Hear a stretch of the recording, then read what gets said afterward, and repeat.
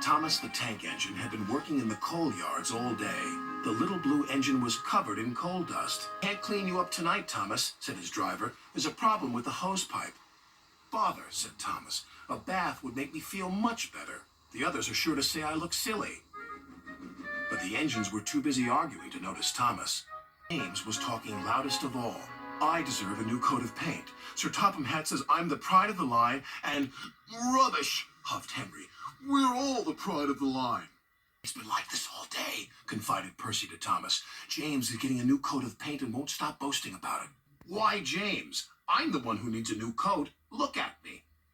"I'd rather not," retorted James. "You're not a pleasant sight, and wouldn't understand the needs of a really important engine." Thomas was fuming. Next morning, as James was being repainted, Henry had an accident. "If you can't push cars properly, Henry, why not talk to a tree instead? You know how much you like the forest." "As a matter of fact, Bossy Boiler, Sir Topham Hatt is inspecting the island for trees that are too close to the line. He's worried they might cause trouble." "Ha!" laughed James. "If I came upon a tree, I'd just push it aside." "Really?" Henry replied. Soon James was showing off his paintwork. "Make way for an important engine." You wouldn't feel important if one of those trees crashed on you.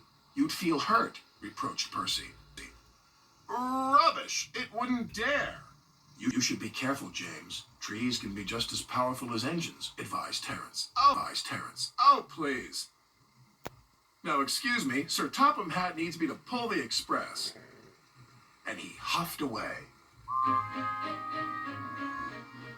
"Wrong. You must go to the yards and collect an important goods train, James.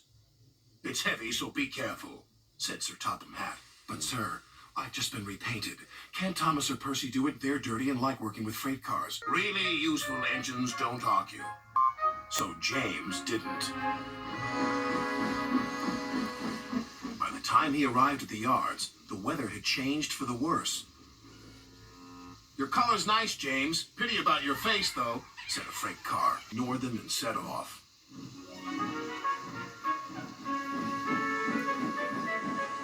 Soon they came to a hill, and his driver knew they were in for a difficult time.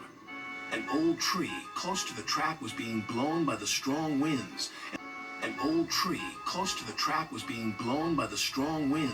and the rain had weakened the slope.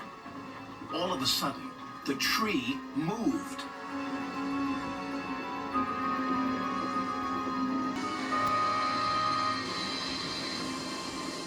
"Oh, help!" cried James. "Go away!" But of course, the tree couldn't. James tried to reverse away from the tree, but his train was too heavy.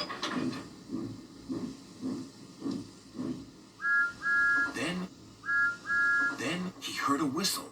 "It's Thomas," called his driver. James felt embarrassed and worried that Thomas would laugh at him. "Beep, beep." "I'm ready," whistled Thomas. "So am I," replied James. "As ready as I'll ever be." Later, James spoke to Thomas. "Percy and Terence were so right to warn me. Thank you for rescuing me, Thomas."